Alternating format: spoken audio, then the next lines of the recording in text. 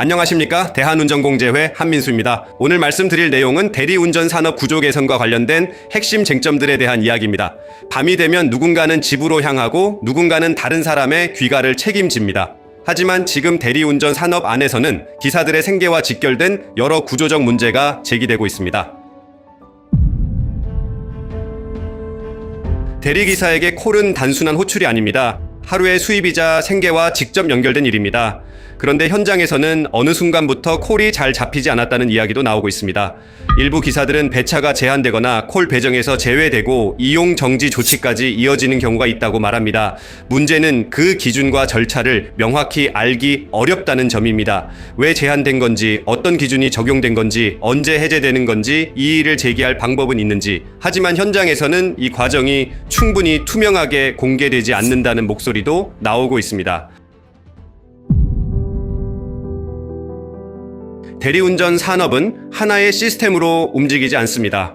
지역마다 다르고 업체마다 다르고 사용하는 프로그램도 다릅니다. 그래서 기사들은 여러 개의 프로그램을 동시에 사용하기도 합니다. 문제는 프로그램이 늘어날수록 비용 부담도 커진다는 점입니다. 이를 하기 위해 고정비가 계속 발생하는 구조, 플랫폼은 성장하고 있지만 기사들의 실수령액은 줄어들고 있다는 지적도 나옵니다.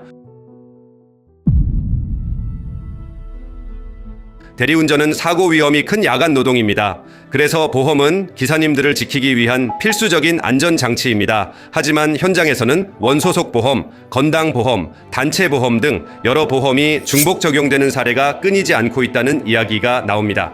문제는 안전을 위한 장치가 오히려 기사들에게 과도한 비용 부담으로 이어지고 있다는 점입니다. 하루를 버티기 위해 일하는 기사들에게 보험료 부담은 점점 더 무거운 현실이 되고 있습니다. 대리운전 사고는 생각보다 구조가 복잡합니다. 고객 차량, 대리기사, 대리운전업체, 프로그램사, 그리고 보험사까지 여러 주체가 하나의 운행에 동시에 연결되어 있기 때문입니다. 그래서 사고가 발생하면 책임 범위와 보상 절차가 복잡하게 얽히는 경우가 생깁니다. 누가 책임을 지는지, 어떤 보험이 우선 적용되는지 현장에서는 혼선이 발생할 수 있다는 우려의 목소리도 나오고 있습니다. 특히 기사들은 사고 처리 과정이 길어질수록 생계 부담까지 함께 떠안게 된다고 말합니다. 대리기사들은 매일 밤 위험이 반복되는 노동 환경에 놓여 있습니다. 취객 응대, 장시간 대기, 새벽 시간대 이동까지 현장에서는 예상치 못한 위험 상황도 끊임없이 발생하고 있습니다. 콜센터 상담사들 역시 악성 민원과 감정 노동에 지속적으로 노출되고 있습니다. 하지만 현장을 보호하기 위한 안전 기준과 보호 장치는 여전히 충분하지 않다는 지적이 나옵니다.